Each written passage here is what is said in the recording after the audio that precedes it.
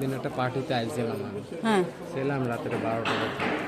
ও, একজন দাওয়াত দিল, আসলাম। এটা কনসার্টের জায়গা। হুম। আচ্ছা।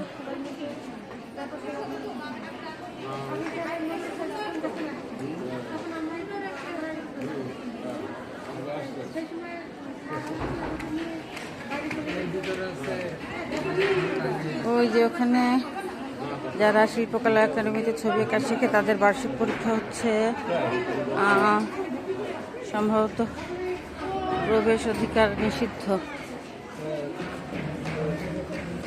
ওই রুমটার ভিতরে পরীক্ষা হচ্ছে। আবার ওইখানে হচ্ছে। ভবনটা খুব সুন্দর, পানির উপর দাঁড়ানো। আর স্টলগুলো সাজানো হচ্ছে, এখনো হয়নি।